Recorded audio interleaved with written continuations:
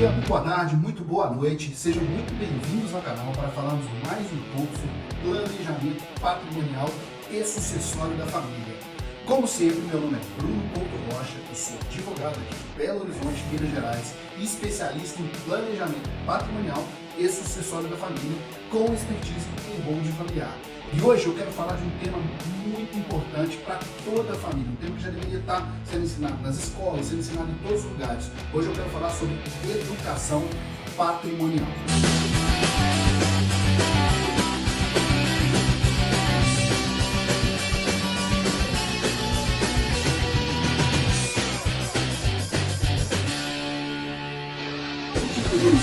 E assina o canal. Vamos lá, mas antes, se esse é um assunto importante para você, já deixa o seu like aqui e assina o canal, porque aqui a gente está sempre falando sobre planejamento patrimonial, formas de melhorar a sua vida na parte do patrimônio, ok? Então assina o canal, deixa o seu like, isso vai ajudar demais a gente a levar informação, e isso que é o grande importante daqui, levar informação para as pessoas. Bom, educação patrimonial. Algo que deveria ser ensinado nas escolas, mas não é nem ensinado em faculdades. E o que eu quero dizer quando eu falo em educação patrimonial? Muito se fala hoje sobre educação financeira, não é? E grande maioria das pessoas já largou aquela velha poupança, já quase não mexe mais com a poupança e já tem uma certa habilidade de fazer um investimento, CDB, falar que vai mexer com ações. Minha sogra, por exemplo, já chegou para mim para falar tem que fazer um investimento melhor do que poupança, e isso está normal por dois motivos. A família brasileira está cada vez mais tendo condição de fazer investimentos, condição de juntar dinheiro. E outra, a informação que vem sendo divulgada sobre educação financeira. Isso está ficando cada vez mais comum no país que as pessoas tenham esse tipo de informação. Mas o mesmo não pode se dizer sobre a educação patrimonial, porque assim como a educação financeira, as pessoas estão cada vez mais adquirindo patrimônio. Muito diferente do que era 20, 30 anos atrás, hoje é comum uma família de classe média alta, até classe média baixa, ter juntado dinheiro e adquirido 1, 2, às vezes até 3 imóveis. Não são só os mais abastados que têm patrimônio imóvel hoje. Isso traz sim a necessidade de uma educação patrimonial. As pessoas têm que começar a entender qual que é a repercussão de se ter patrimônio. E mais, até mesmo a repercussão na hora da compra, na hora da venda. As pessoas têm que entender a repercussão e como que vai ficar esse patrimônio quando você não estiver mais aqui. Isso é uma das coisas mais importantes, quase ninguém pensa nisso. A gente compra patrimônio, fica todo feliz que adquiriu a casa para a nossa família, achando realmente que essa casa vai ser da nossa família. Mas quando você não está mais aqui, essa sua família ela tem que passar, por exemplo, por um procedimento chamado inventário, e esse procedimento é extremamente caro e pode gerar até mesmo que a sua família tenha que vender o patrimônio que você suou tanto para adquirir. E é disso que a gente quer falar hoje. Olha só, é muito raro você encontrar um senhor, uma pessoa de 70, 80 anos que tenha recebido algum patrimônio de herança. Até as famílias mais abastadas, se você chegar para eles e perguntarem, eles vão te dizer, 99,9% dos casos, eles vão chegar para você e dizer o seguinte: eu construí cada tijolo do meu patrimônio. E isso é muito comum. Já pessoas aí de 40, 50 anos, pessoas mais novas, já estão começando a vivenciar o pesadelo que é o hereditário, o pesadelo que é tentar receber esse patrimônio que o seu pai, seu avô construiu com tantos suores.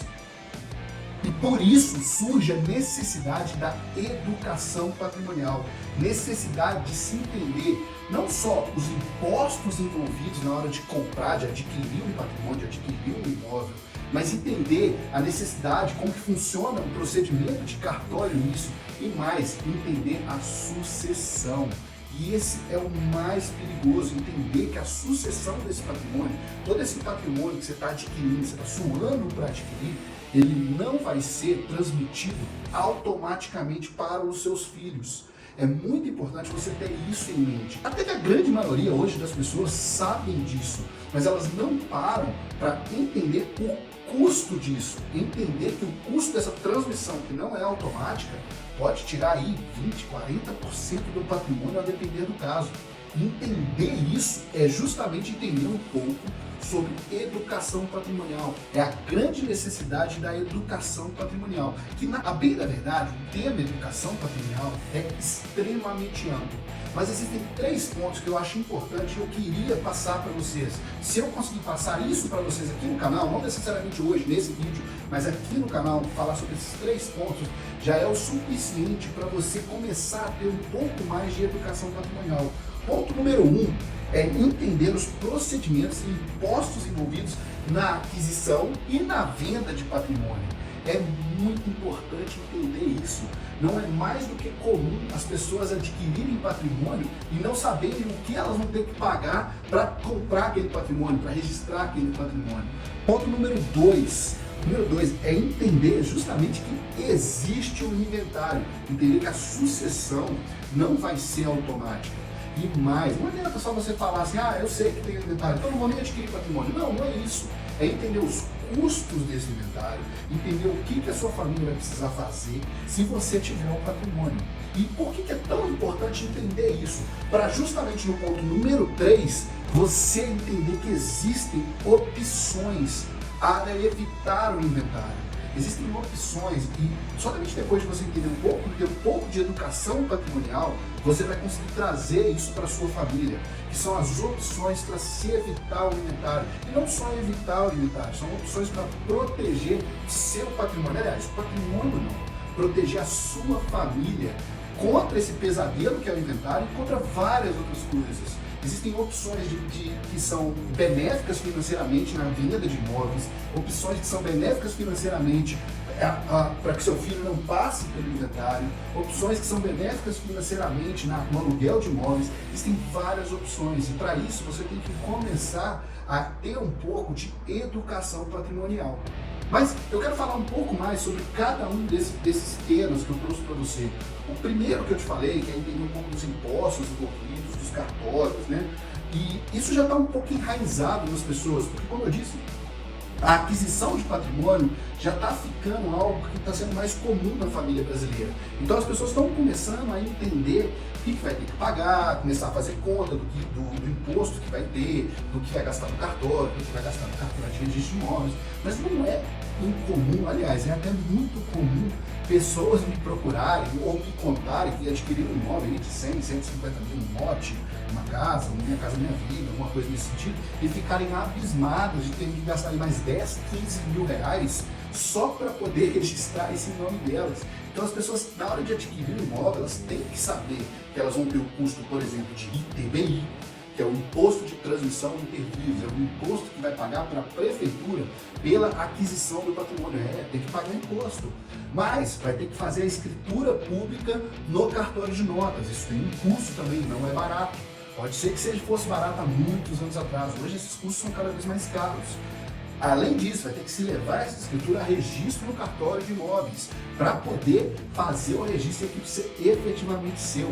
Então todos esses custos são envolvidos na compra de um imóvel.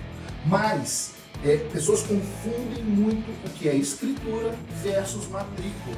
Olha só, a escritura pública, que é lavrada no cartório de notas, ela é basicamente o seu contrato com a pessoa de quem você está comprando o imóvel. É ali que vão se determinar as regras dessa transação, quanto que foi, forma de pagamento e tudo. E isso é lavrado no cartório de notas.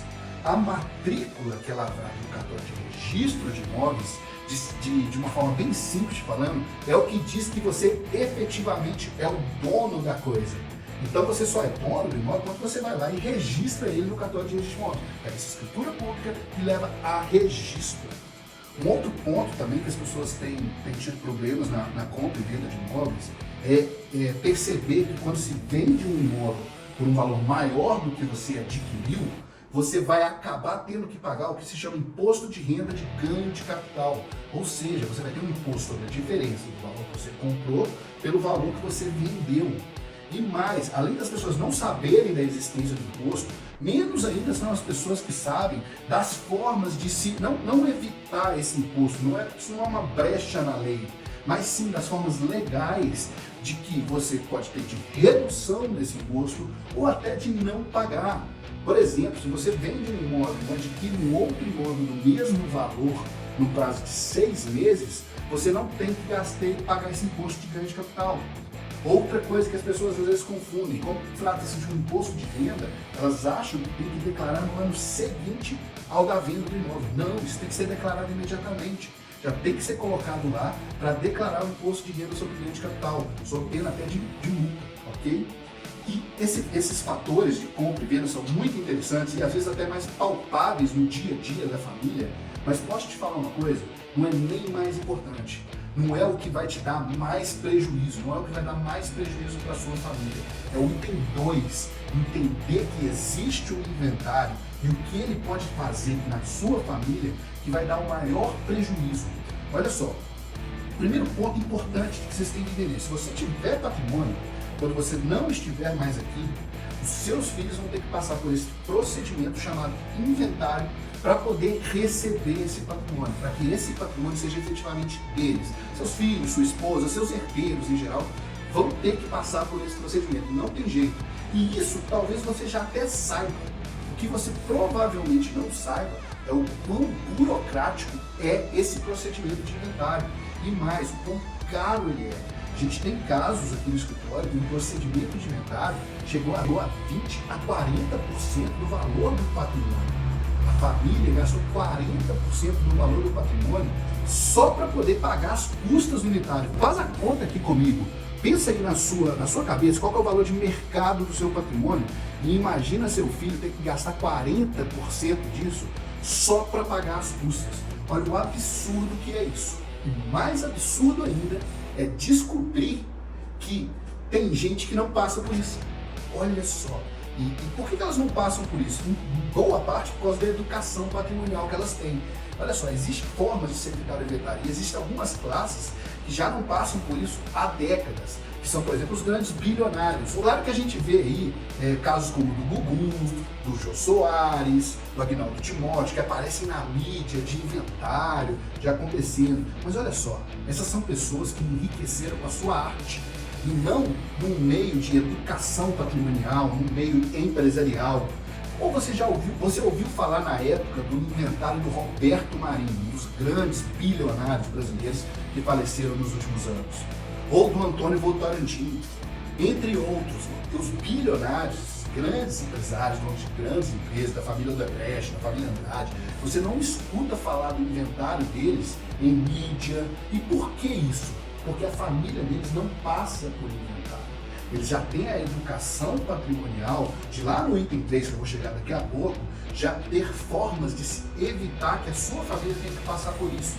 E mais, outra classe que também você não escuta falar, você não vê mídia falando de inventário de político. Você nunca vê a mídia falando, você nunca vê falando, igual eu tô falando do inventário do Gugu, do Agnaldo Timóteo, do inventário de um político. Por quê? Porque eles já têm também essa educação patrimonial, esse conhecimento da legislação que lhes permite fazer uma organização patrimonial.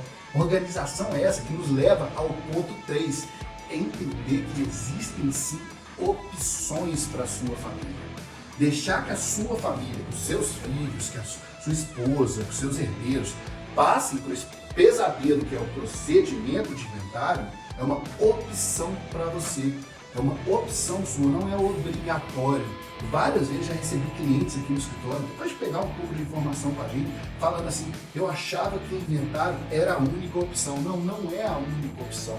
Você tem várias opções de proteção patrimonial, aliás, proteção da sua família e mais, de garantir uma sucessão automática quando seus filhos não estiverem mais aqui. E eu não estou falando só dessas coisas mais comuns. Claro que existe aí o testamento, existe a doação em vida, existe fazer seguro de vida, existe vender patrimônio, algumas pessoas falam de comprar patrimônio em nome dos filhos, mas Essas são aquelas opções que são divulgadas pela grande maioria, não é uma educação patrimonial. Educação patrimonial é você entender como que funciona um testamento, como que funciona uma doação em vida, como que funciona fazer essa compra em nome dos filhos, entender o que você vai perder, o que você vai ganhar, o custo disso, tá? E entender também que existem ferramentas melhores, que são essas que são usadas pelos bilionários, pelos políticos, e as ferramentas que eu falo muito aqui no meu canal.